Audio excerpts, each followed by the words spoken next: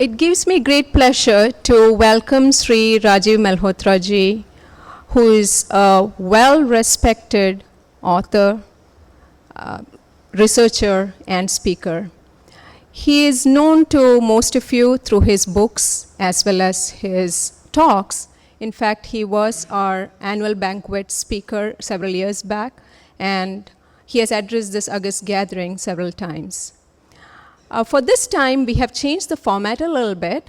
We have collected questions from several members and Balavihar students, and we have compiled them, and we have invited Rajiv ji to answer some of the best questions from those today. Some of Rajiv ji's books are available for sale outside, so after the talk, people can buy those books. A portion of the proceeds will go to Chinmaya Mission. Please buy it not only for yourself, but also for your friends. Buy them to give as gifts to friends for anniversary, graduation, weddings, birthdays. And we request Tapovanam students and Chinmayam students to stay back so you can directly hear from Rajiv ji the answers to those questions. Thank you. Hari Om. Hari Om. Pranam Swamiji for inviting me. It's always an honor and a privilege when you invite me to the Washington, D.C. area of the Chinmaya Mission centers. We are on Facebook Live, so also greetings to all the Facebook people who are live. I have been visiting the Chinmaya Mission in the D.C. area for many, many years and always have fond memories. This time, we decided that before I come, the different leaders here will compile a list of questions, and I should address these questions, which I think is very interesting way to have an event. So they have come up with a list of 12 questions, which are very interesting, very useful questions. And I organized them into 4 categories. So I will take them one by one. And when we are done, if there's time left, we'll take more questions. So that's how we'll do it. Now the first one is a very important question. It happens to be the first one on your list, but I think it's probably the most important question I have been asked many, many times. The question basically has to do with an apparent contradiction or apparent dichotomy, that on the one hand, the person says, I have Hindu pride, which is something external, and at the same time, I'm encouraged to have self-awareness, which is internal. We are told we need to focus on the self, and much of that results in our own internal process. And at the same time, we have an outward pride and outward journey. How do we reconcile the two? Now, what this question refers to is a common misunderstanding a lot of people have in Vedanta, that we're being asked to run away from the world, we're being asked to abandon our responsibilities, because it's mithya, it's maya, so why should it matter? And at the same time, we are told we have to prepare the prasad properly, we have to keep the place clean, we have to do our responsibilities, which are all external things. The mics should work, all the little details to be a good citizen. The Pledge of Allegiance, which was recited by all of you at the beginning of this program, also talks about our responsibilities within and without, outside also, and towards the nation, towards society. So how do you reconcile if the whole process is inside, neti, and it's all mithya and maya anyway, and we are going towards ultimate samadhi, which is a state of where all the form, nam, roop goes away, then why do we bother with all this? Now this question is a very important question, because it gives you the answer, the inquiry into this gives you an insight into the relationship of that which is the ultimate and that which is the relative, that which is the absolute and that which is the provisional, the mithya, the transitory. And if you negate one or the other, you do not have a complete understanding.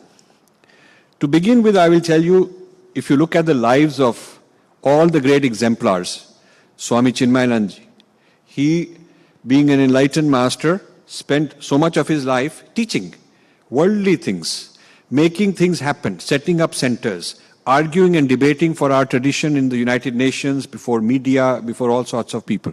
He didn't say that it's all mithya maya, so I run away. I am not interested in all that. He was really interested in all that. Why did Adi Shankara go to all the corners of India, set up mathas, and look at the great bhakti in his writings towards goddess? And so on. You could go from the earliest rishis till the latest present times, and you will find that the same people who've achieved so much enlightenment, so much transcendence, are also very engaged in worldly matters in a very practical sense. So clearly, if we follow the lives of our exemplars, we would not try to be escapists, because they're not escapists.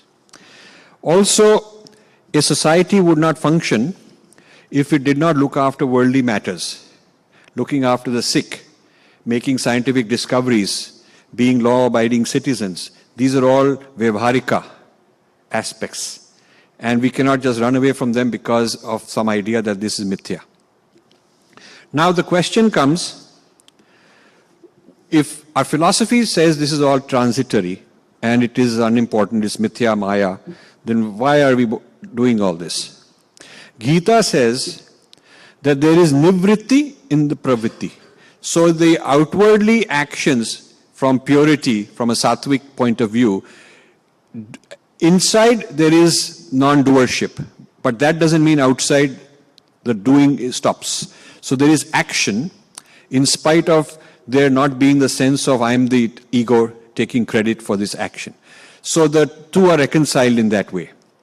But let's look at this issue a little more, and I have a couple of points I want to discuss on how to reconcile this, because if we can get both these aspects together, we can be exceedingly successful as a society. Right now, some of the people are involved in purely outwardly vyavharika, social, political, economic kind of activities, and they've forgotten the inner realm, they've forgotten the absolute. And so that makes them kind of like a materialistic, secularist type of people. And at the other extreme, there are people who may have abandoned all these responsibilities or looking for an escape route from these responsibilities. They can always say, but I am inside, I'm looking at my own process, and I'm in the adhyatma, and I don't worry about these things. It's a cop-out. So to reconcile this, if you look at the journey of the ego, which in most cases starts unhealthy, bad habits, lot of kleshas, lot of things that need to be cleaned up. The journey has to first go through a cleansing and improvement of the ego, making it healed, making it a healthy, positive ego, before you can take it further and transcend it.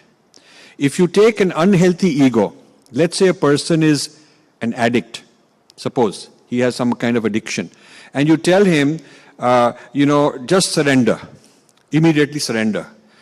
He will surrender, and in the vacuum, what will be filled will be all these desires to go and have a drink, to have a smoke, or whatever his addictions are.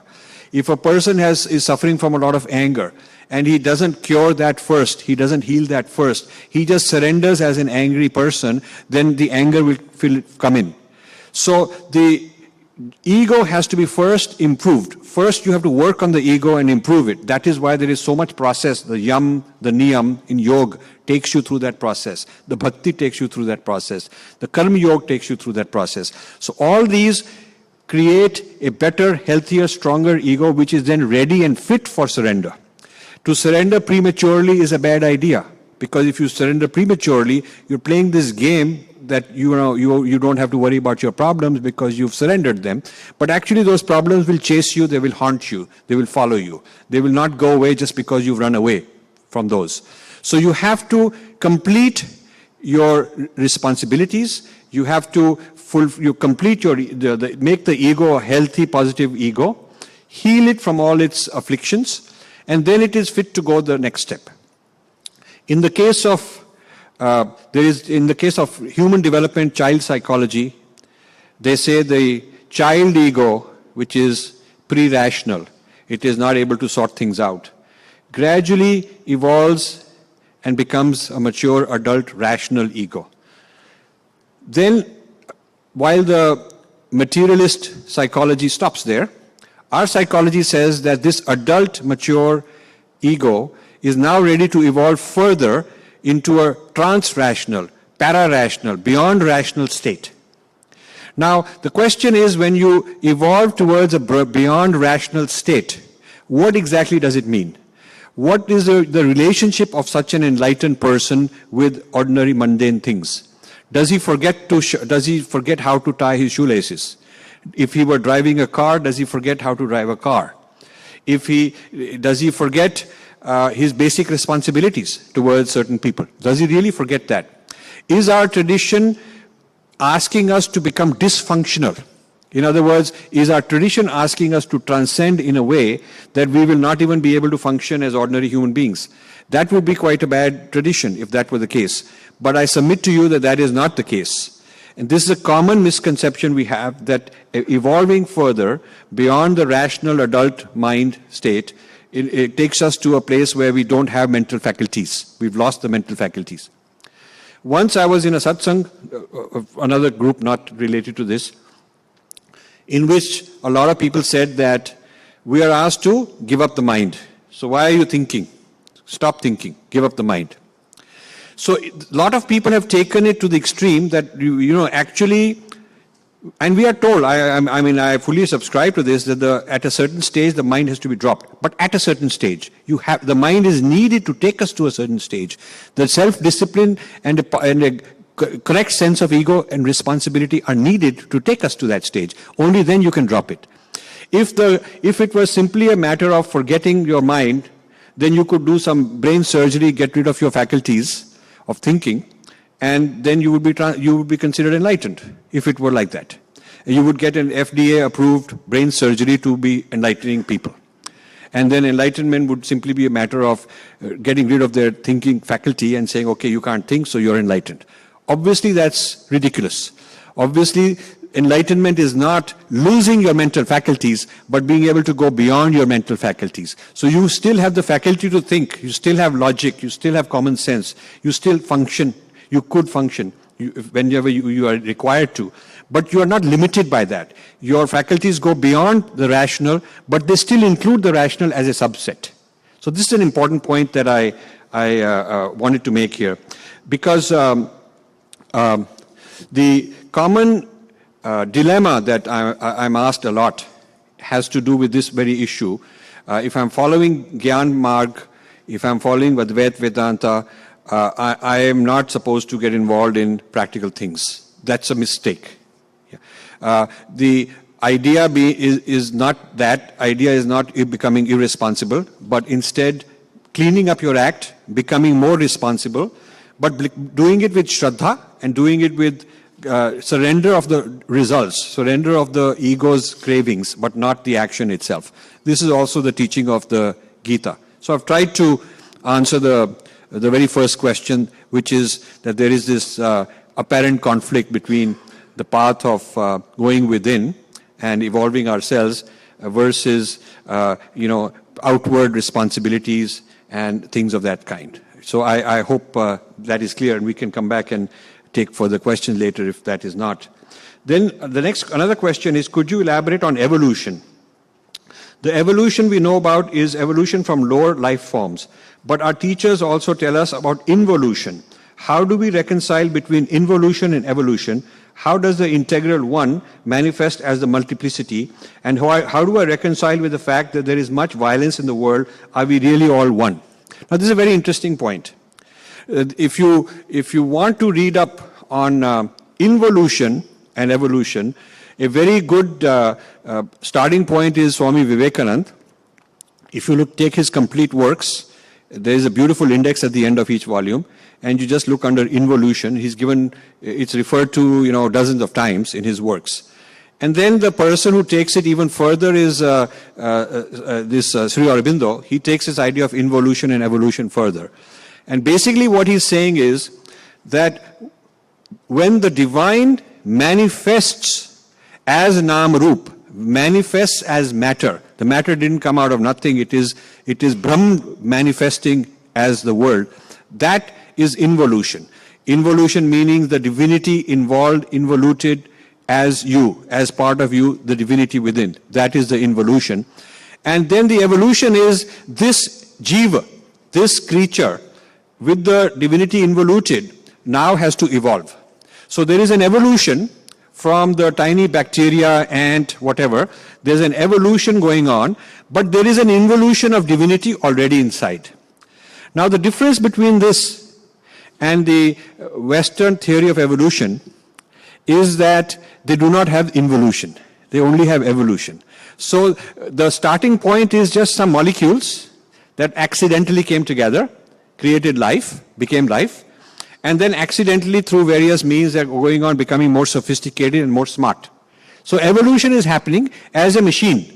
The whole cosmos is a machine that's sort of somehow going on evolving because they rejected the idea of consciousness inside, or divinity within, rejected that idea. So Swami Vivekananda was at a time when the theory of evolution was very big. Darwin had just come up with this theory of evolution, and it broke the intellectuals into religion and science. So the people in science were following Darwin's evolution. There was a lot of scientific evidence how different life has evolved and so on. And this was upsetting the Christians. The Judeo-Christian people were not able to answer to this because they said that there is no such thing as evolution. And even today, in the United States, the Christian right is fighting against evolution. They want to teach creationism. Creationism versus evolution. This has been the fight in the West for a very long time. And so Swami Vivekananda, at that time, made an innovative statement as far as the rest of the world is concerned. He said that our Vedic heritage has no conflict. The involution and evolution are working together. It is the divine who has involuted as matter, as space, as time, as everything there is. And this involuted matter, which is not devoid of divine, but which is divine, this involuted matter is now evolving. So Darwin is correct, but partially correct. It is not complete. Darwin tells you the one part of the story, and the involution of divinity part he can't accept because science can't accept. So this is an interesting question that this person has raised, how the involution and evolution work together. And I have written a lot about this in some of my books. Indra's Net, I think, has some of that. The previous question on how the ego evolves through various stages, I have a section, large section on that in The Battle for Sanskrit. So if you are interested, you can read more. Then the next question is, in my book, in the book Indra's Net, you made a case that Shankara did not reject yoga. Instead, he rejected some yoga systems and did not reject all the systems. He describes Nididhyasana in detail in his text, but you put it thus: Nididhyasana neutralizes the sanskara which distort reality into a sense that the self is finite. How does this neutralization differ from the philosophy of Nagarjuna's negation that leads to sunyata? Now, there's many questions encoded in this. So first, there is this common debate going on that Shankara rejected yoga because in his system you cannot cause the moksha because you already are liberated. Nothing, the absolute cannot be contained, cannot be tainted, cannot be affected, cannot be brought down. So there is nothing to attain. If you are attaining the absolute state, you already are the absolute state. So there is no such thing as yoga will bring about the moksha, that yoga will bring about liberation. And he's right. He's right that in Shankara's system, this kind of a view is right, that in Shankara's system, since the Atman is already liberated, there is nothing to do. You already are liberated. But what Shankara is saying is you need a cognitive shift. You need to, it is not that you are changing the actual Atman into something else to advance, to evolve it. It already is, but you are not understanding it. You have to have a cognitive shift. So his system is called a Nididhyasana.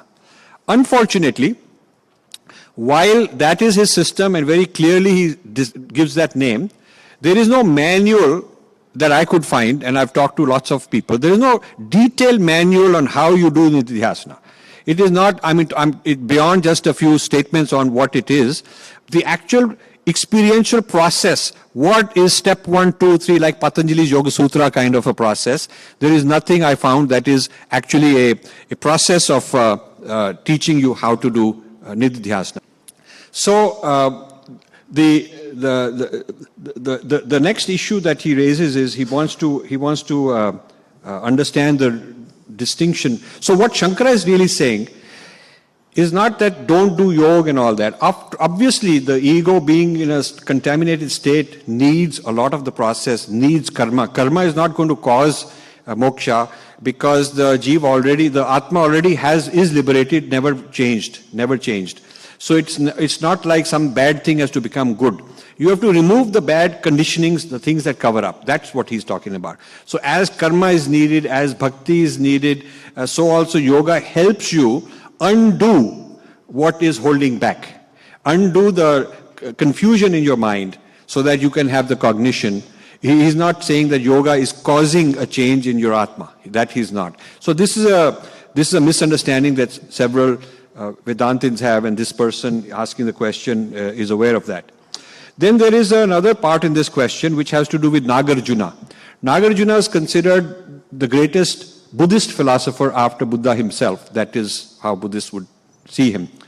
And Nagarjuna comes up with this shunyata idea based on a negation of everything. That is very similar to Shankara's neti idea. And in fact, a lot of people say that Shankara's guru's guru was also was influenced by Buddhists, or he was responding to Buddhists, and therefore Shankara has a similarity with some of the Madhyamika Buddhist arguments. Now, I don't want to get into whether there was influence or independently done or whatever. We do know that Shankara was debating the Buddhists in a very serious way, and Buddhists were learning from the Vedantins. Vedantins were picking up ideas from the Buddhists. They were doing a lot of that. What Shankara has, in my opinion, is a system which takes the shunyata, the sunya quality, the emptiness of Buddhism, and puts it on a Vedic foundation.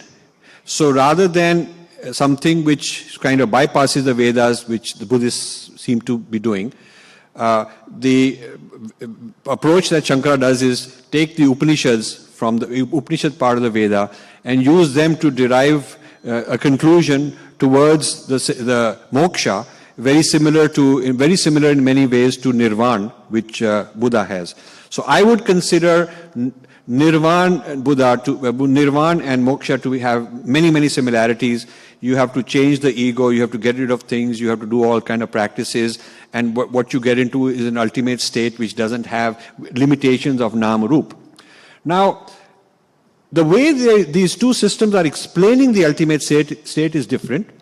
The Shunya idea is focusing on absence of Nam, Rup and form, very similar to moksha also. But in the Vedic system, there is also a positive, there is also lila, there is also joy, there is also anand. So there is the fullness of anand. It is not just emptiness of something, but also fullness of something else. Satchitanand. So there is a fullness of the positive view of Satchitanand. So in the Buddhist system, it is not a positive thing like Satchitanand or tattva like that. They are negating all tattvas. So, but ultimately, my own feeling is that quibbling over this difference is not a very useful thing for us, because we are so far from achieving it anyway, most of us. We ought to get there first, and then we'll see what it is. We'll find out for ourselves what it is. So I would, but I think this kind of inquiry of Shankara versus Nagarjuna is a very interesting inquiry. I don't conclude as two opposing, mutually exclusive systems like many people do. I think these two systems have a lot in parallel, and when they get to that ultimate state, they're describing it differently. And it could be they're describing it differently because the type of people they were teaching to had different problems to be solved. So when you are talking to somebody who's full of all kind of things you want to get rid of, then there's a negative approach to give up all those things. When you're talking to people who are kind of giving up on things and, too much withdrawn and so on, then you want to give them something positive to look forward to. So it could be as simple as that. The next, so these are three questions that I've talked about, which are, I would say, metaphysical kind of questions. Now it's next group of questions is different. What are the parallels with the breakdown of religions of the Native Americans by the Europeans? Pagan religions have many aspects common with Hinduism: respect for nature, construction of space and time, etc. How was India different, and why did Hinduism survive? So what he's talking about here is that European religions finished off the pagans in Latin America, in Africa, in Europe. Europe was also pagan. But Hinduism survived. And these pagan religions were very similar in some ways. Respect for nature, a lot of deities, that sort of thing, polytheistic, divine presence everywhere.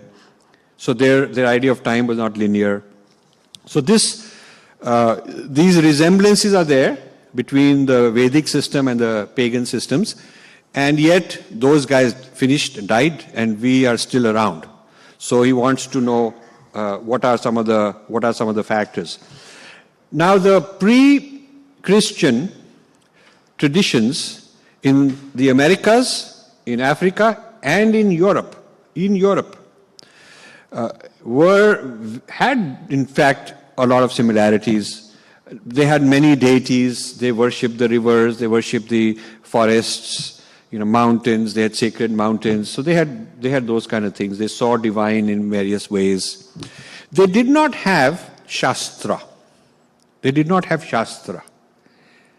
is very important. They had experience, which the Christians didn't have.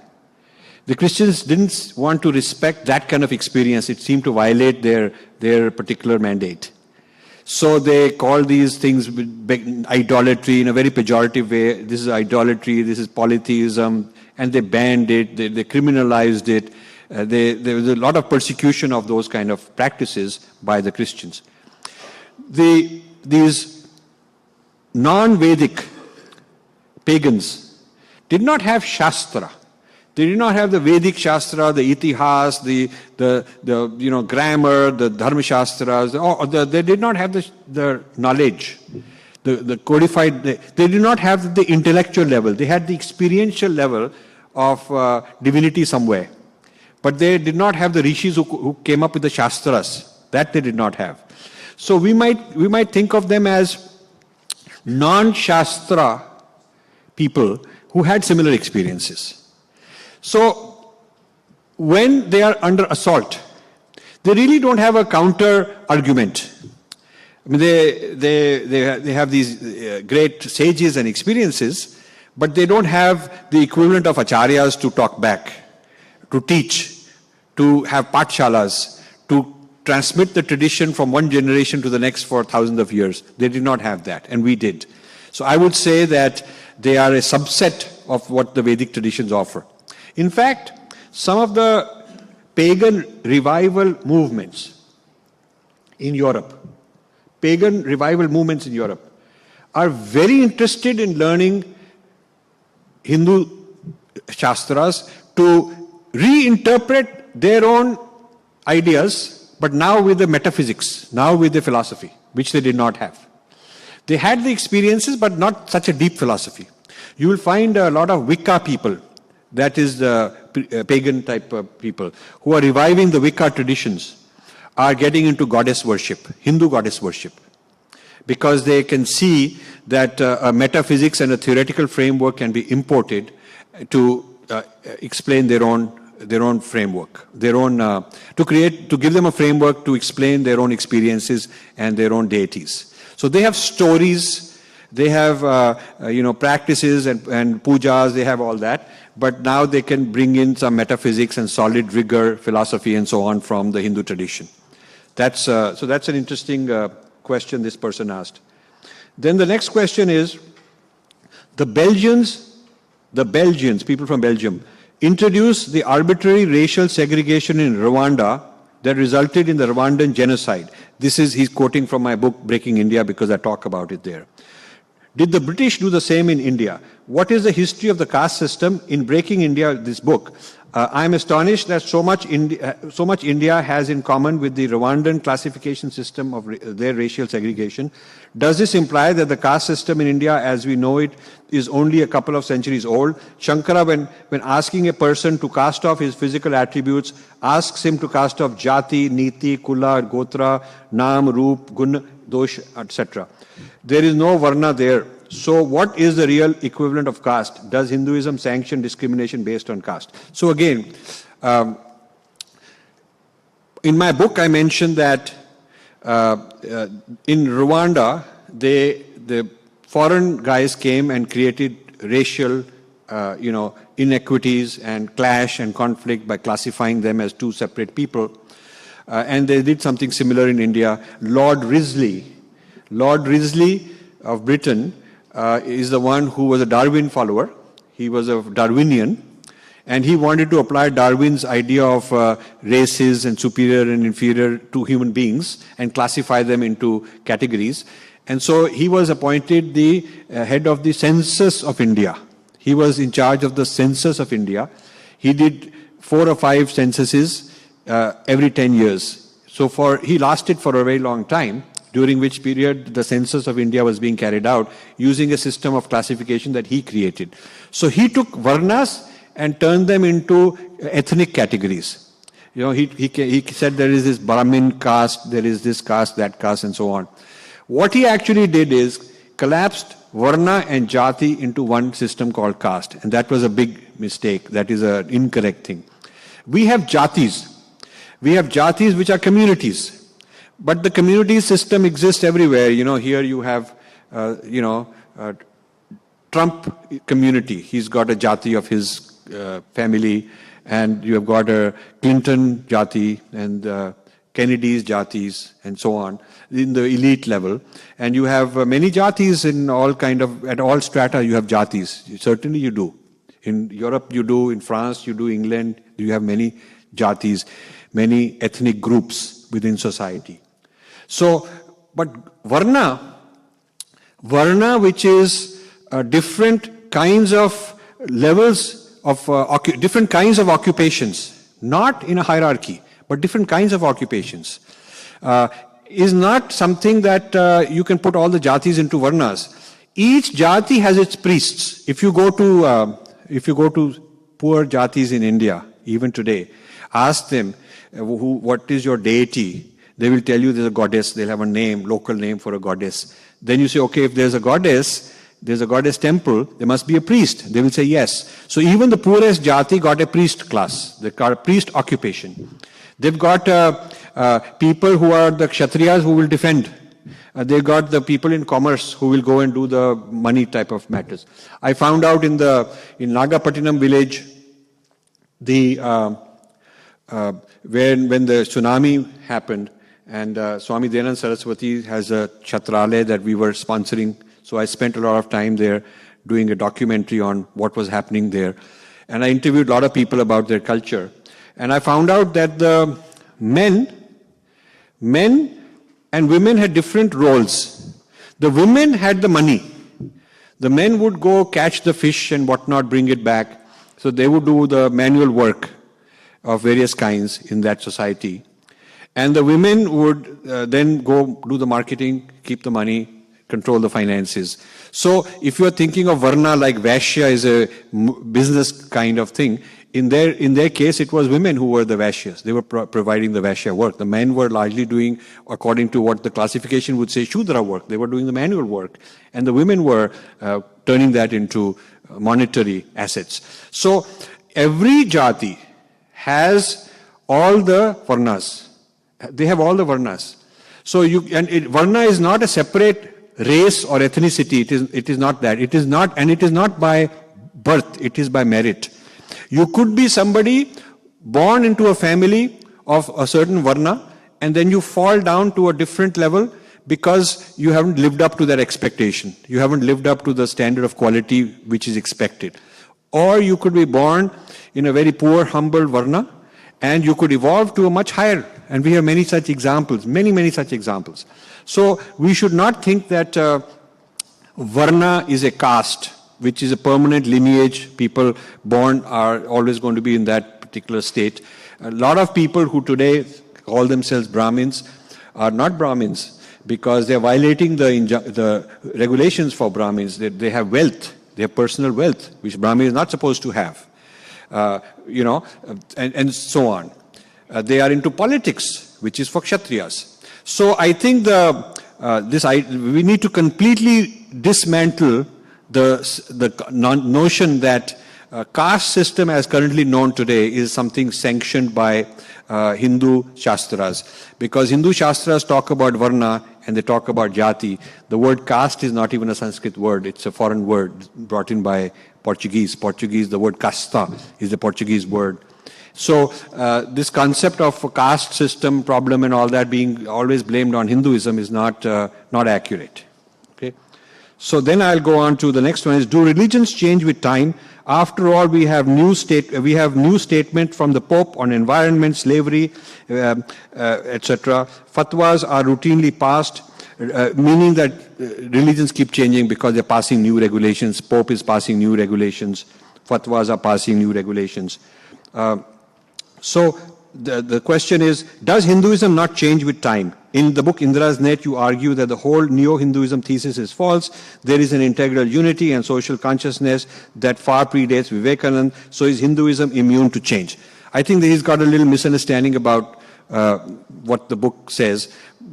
In Indra's Net, there is a eternal net, open architecture, unified, but the elements within it are always evolving. It's like the internet, you can say, is permanent, but the content in it is changing. New sites are coming, old sites are going away, and the content is changing every second. So it is changing, but there's an architecture of the internet which is pretty robust. The architecture, the basic protocols, the basic systems are an open architecture, and they have a very long-term life. But within that, the actual substance and content keeps changing. So I have drawn that analogy. The Indra's Net is an open architecture, which is an eternal architecture.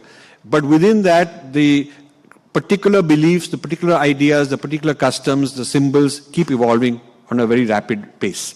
So there is no contradiction between being Sanatana, which is eternal, and having change.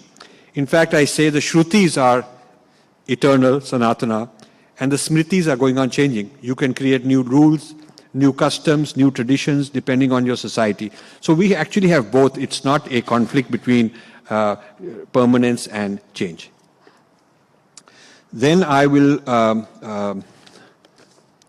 okay, so then I go to the third category. These are one category of questions that I just finished. Then I'll go to the third category of questions. How do you think youth should do in college regarding, what do you think youth should do in college regarding the portrayal of Hinduism? What should college youth do regarding the portrayal of Hinduism? Our textbooks are full of wrong interpretation on Hinduism. They talk of little else but caste, cows and curry. US-based Hindu studies, even in the top universities, have been reduced to Freudian psychoanalysis. How can we prepare? Do we simply reject taking any school, college classes? And should we instead lead students to organizations such as Chinmaya Mission's Divine Life Society and RK Mission? Okay. So what he's saying is there's a lot of Hindu phobia, what I call Hindu phobia, kind of a negative portrayal of Hinduism in various universities and classrooms. But this, I may tell you, is not only in US, it's also in India. India's school textbooks by NCERT are full of these kind of things, and the colleges, many places I go and talk to, are also like that. So it is not an American issue only, it's also in India, it's also in the Indian media. This is, 60, 70 years of this kind of rule we've had, and we've forgotten the respect for our own tradition. Now the solution he's saying is, do we abandon all these classes and only stick to Chinmaya mission, Ramakrishna mission type of classes? My feeling is that we need to do both. Of course, it's fantastic that there are Chinmaya mission classes and you should learn, and all the other classes that we have teaching us correct ideas of Hinduism we should learn. But then beyond that, you should also take the class, Hinduism class in college, to debate, to argue back. You should become the best informed student in a class that you're taking and debate the professor, write letters. Here they will, in the United States, they'll allow you to speak up. There is no ban on speaking up. You can speak up. You can write in your college newspaper. You can write an article saying this course being taught has this bias. You can write in the blogs anywhere. You can put pressure. Let me tell you this. If the professor were teaching something anti-Islam, the Muslim students would definitely take it. They would not say we go to the madrasa and learn and we leave this university alone. They will talk back. If the university is talking against gays, against blacks, against Hispanics, they will organize and give a response. So Hindus also need to do the same. It's not that we run for shelter and say, okay, we'll only discuss the positive things in Bal Vihar, but whatever these guys are talking about, we'll just abandon it, let them say. I think it is our job to engage them as responsible ambassadors of our own tradition. So let the classes here prepare you to answer back. That is a very important thing that you should do.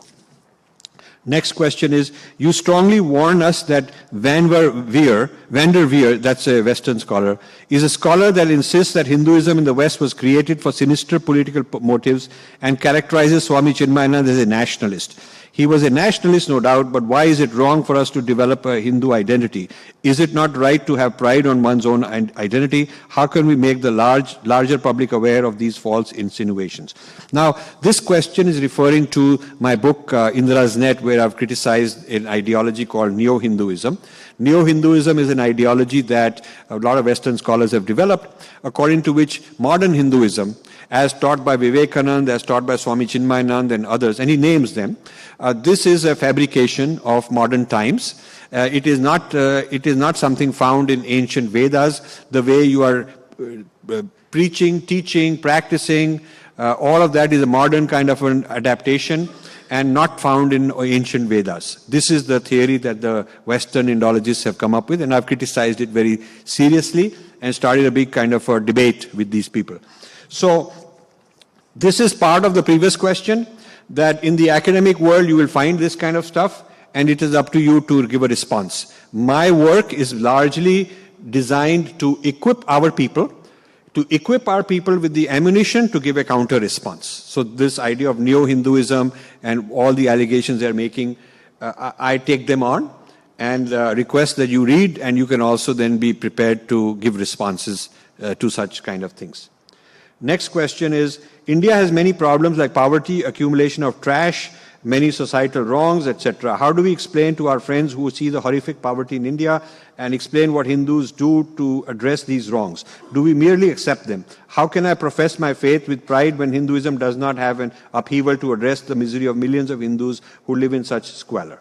Now, I agree with this point. It's a very important point. We have problems. All societies have problems. We have our problems. And he gave some list, whether it is poverty, whatever the problem is. We got social problem. It is our job. It is our job to do it. But then, what you can point out is not that we are accepting it, but look at Chinmaya Mission's so many nice projects in the rural areas, in practical ways, helping people who are in need. Ramakrishna Mission doing that. So many of our traditional Hindu organizations are at the cutting edge of education, medicine, etc., etc. When there is an earthquake, when there is a tsunami, these organizations go and help people. So this idea that Hindus are not looking after society, they are abandoning it, and some Christian has to come, some missionary has to come to save our people because Hindus don't know how to do it. This is not correct. Of course, we've had many 100 years when Hindus were not ruling, when our temples and acharyas and ashrams were not given enough importance. And we just have 70 years. It's only in the last few decades that the Hindu organizations have come up. And when I was a child, when I was in school, to go to a good school, you had to go more or less to a Christian school. So it is not that you wanted to go to a Christian school, but your parents want to send you to a good school. And they would look at who are the top good schools, and they generally, in the top few, there would be a lot of Christian schools. That's because during the British times, they would give free land, lot of patronage to missionary schools. So much so that the amount of land today owned by the Christian churches in India is the largest after the government. Government, railways and army and military, all that owns the largest amount of land in any country. But after that is the church. So the assets of the church have been so, kind of pumped up by state patronage for so long. And they therefore have a head start in so much education, so many hospitals, YMCAs, all these kind of things. Hindus will take time. But I do not believe that Hindus are not taking care of this. There's a dear friend of mine, S. Gurumurthy, in Chennai. He holds an annual mela of a fair of Hindu social organizations. Hindu social organizations. Several hundred Hindu social organizations come and put up their stalls every year in Chennai. And the idea is to showcase how much social work is being done by Hindu social organizations, but the media does not pick it up. The media makes it look like the only people helping the needy in India are missionaries and secular leftist NGOs, and that's not the case. So it's a misperception that Hindus are not helping other Hindus, because they are helping other Hindus. Next is, I was very interested in the poison pill protection and porcupine defense that you suggest for repositioning Hinduism. That said, I find it hard to see how the Nastika and Astika models fit into the discussion. Please explain this so we can understand the approach better.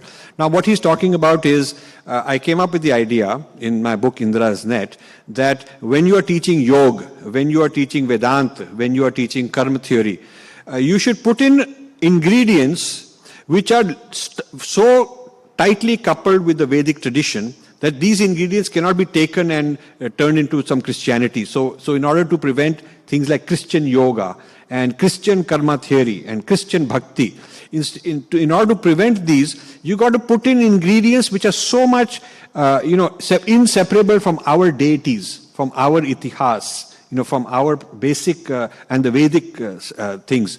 These are poison pills in the sense that if somebody takes the yoga system and that yoga system includes all these things, then he'll have to accept the things that contradict his own tradition, and he'll have to make a choice. If he wants the yoga and wants it properly, then he'll have to make a choice that there are issues that it does not fit well with his own tradition. He'll have to make that choice.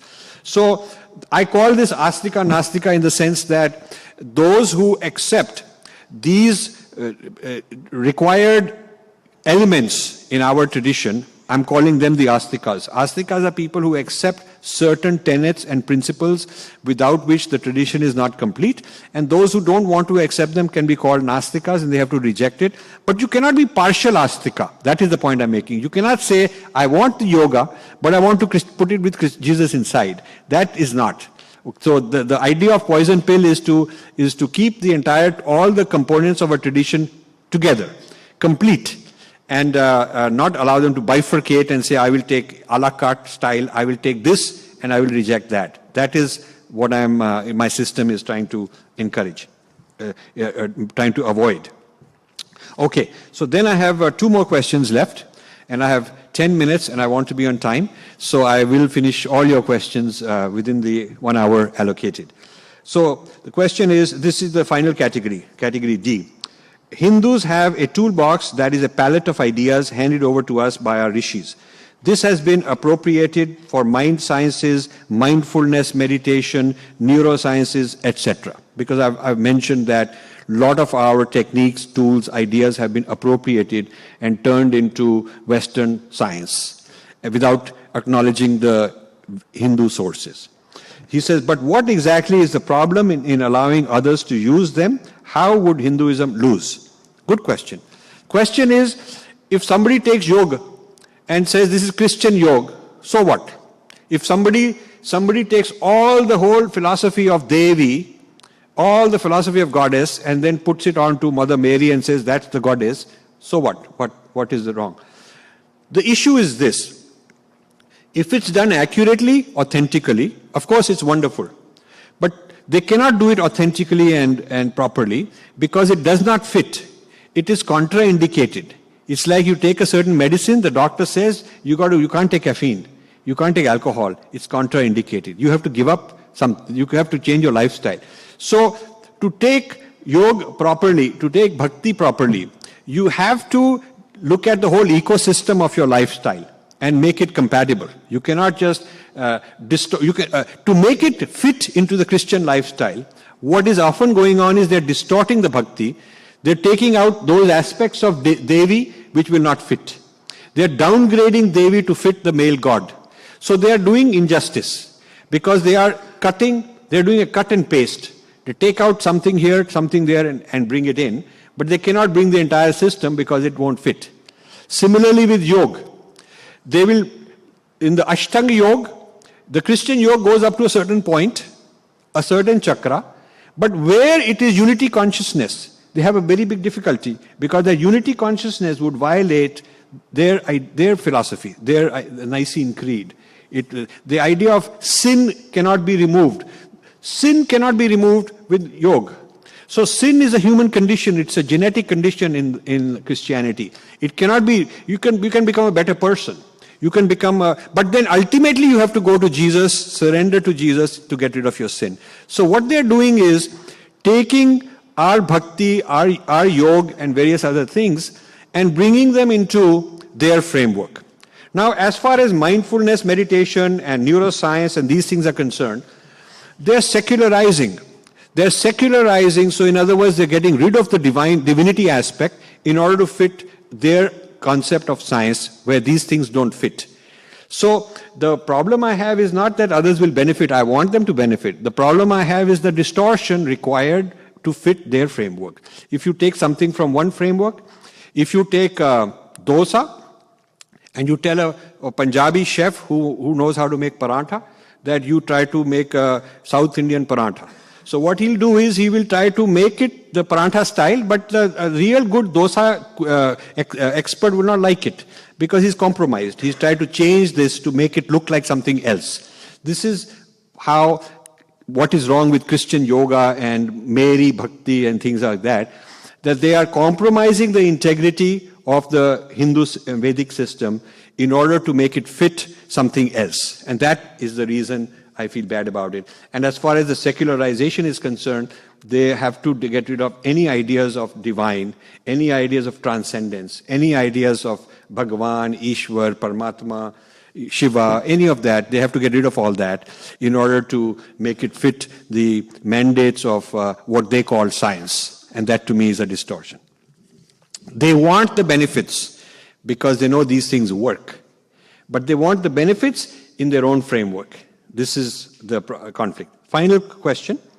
In your book, The Battle for Sanskrit, could you please explain the insider versus outsider views? What makes Sanskrit unique vis-a-vis Greek or Latin? Is it alive, liberating and sacred? The language was very dear to our Gurudev and his gurus. How can we prevent the outsourcing of Sanskrit? Why is Sanskrit important? Now, that question is basically the summary of the whole book. So I'm not going to give you a 500-page answer. You have to read that in the book. The book, The Battle for Sanskrit, is Sanskrit dead or alive? Because they're claiming it is dead. We are claiming it is alive. We are using it all the time. It is a living language for us. Is it liberating, which we say it is, or is it oppressive, which is what they say, the Western Indologists? It is oppressive. It's created a caste system. Shudras are not allowed to have Sanskrit. Women were not allowed. This is all not correct. Is it sacred? We say it is sacred. According to them, it is not sacred. It is not a sacred language. So these are the there are three arguments, and this book takes the stand supporting our tradition on those three arguments. And the reason it is different from Greek or Latin is also explained.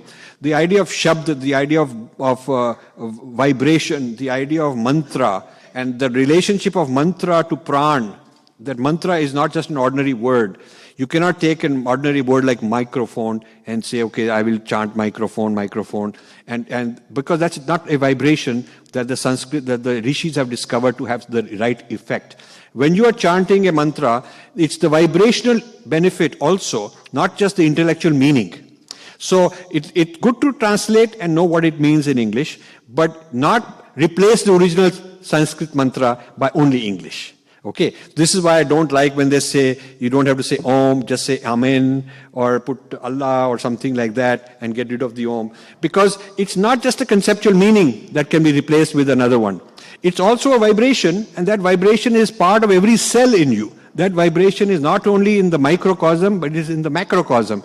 That same vibration is the basis, the foundation, the fabric of the whole universe. So you cannot translate Sanskrit. Certain words of Sanskrit are non-translatable. So I have 2 minutes left, and I'm very thankful that I just managed to finish on time. I really appreciate the wonderful audience, the attention that you've given to what I have to say. Thank you very, very much. And Swamiji, once again, pranam to you. Thank you so much for listening.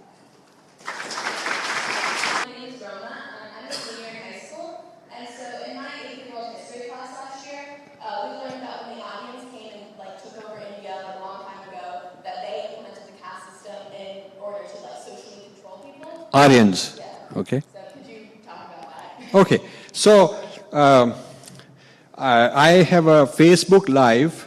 About a month or so ago, I gave a Facebook Live. It's recorded on my website, on the Facebook page, on this issue, on the Aryan Dravidian issue, because somebody in Mumbai is starting a TV serial on the Aryan invasion. They're going to support this Western view of Aryan invasion, make a TV series out of it to misinform our people, and I'm quite upset, so I did that. But in a nutshell, this idea that Sanskrit was brought from overseas by a group of people who were named Aryans, and somewhere in Europe or Central Asia, Russia, or wherever these guys came from, they came, and the Indian people, they are named Dravidians, and there was a clash between them. And so these Aryans, who were Sanskrit people who had the Vedas, they intermarried, but they wanted to have segregation just like they have in America, so with different races. So the castes were created to keep the Brahmins more pure and in control of the Vedas and Sanskrit, and the others were the Shudras. So this is how the theory has come up. Now when Max Muller came up with this theory in the 1800s, nobody in India was made aware of it. So it flourished for almost 50 years, 75 years before Indians even found out about it. And nobody challenged it. Indians weren't empowered to challenge it. And so over a period of time, Indian elite, westernized people, English-speaking people were raised on it. I was also raised on it. But there is no scientific evidence for this.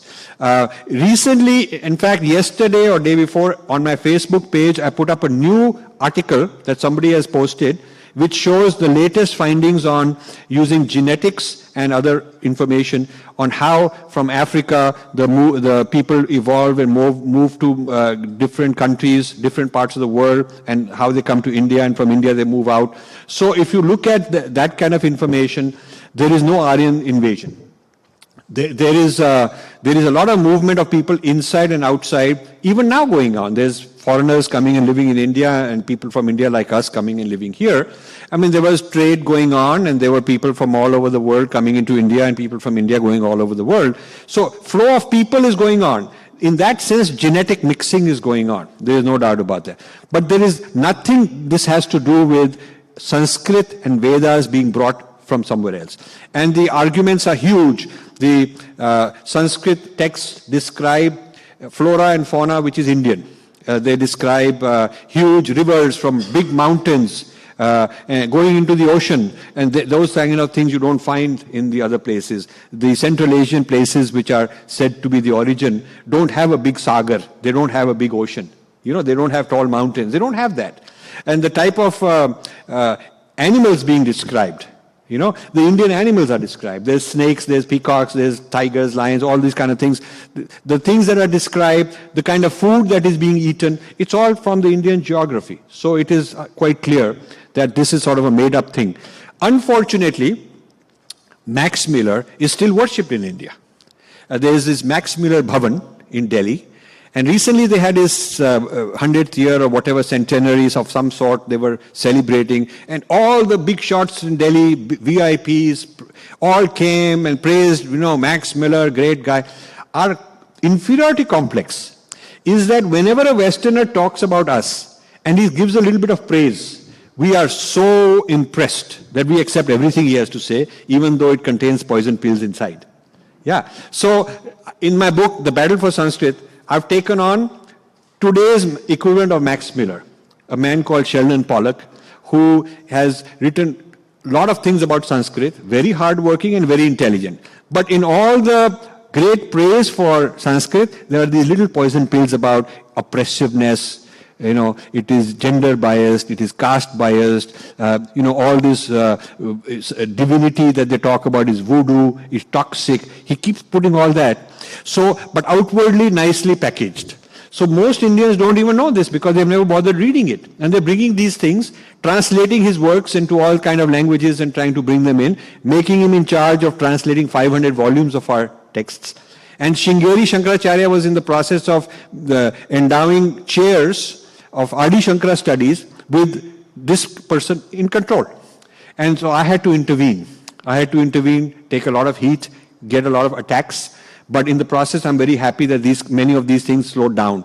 And the Shankaracharya chair is not going to fund any chair for these people to control. So we have to fight back. This whole Aryan theory also, these people, the one I'm criticizing, they are supporting the Aryan theory, the Aryan-Dravidian divide. Now, it is not only wrong because it is technically wrong, factually wrong. It is also wrong because the intentions are wrong. The intentions are to divide us and keep us fighting. And to have NGOs that fund one group against the other. The entire Tamil Nadu politics, Dravidian politics, is based on this sham. Until 100 years ago, until 75 years ago, nobody in Tamil Nadu thought they are Dravidians. The Tamil literature goes back a couple thousand years. It does not talk about themselves as Dravidians. It does not talk about being attacked by foreign Aryans. How could such a great literature miss such a huge calamity if it had happened? You would think that the Tamil classics and the Tamil literature would be full of hatred for these Aryan Brahmins and this and that. None of that happens. It's all a modern era creation. This idea of Dravidianism, which has become very solid in Tamil politics, you will not find that word mentioned in their own literature 100, 200 years ago. It is a recent thing. So I am glad you raised this, and our young students should go and fight back and argue back. They won't change unless you put enough pressure. But now you have social media, you have websites, you have blog sites, you should write articles, you should quote this page number of this book, AP World History says this, and here is my answer to it. And then they will begin to respect us when we come from a position of strength. Thank you for raising this question. Thank you very much, Swamiji. Thank you, everybody.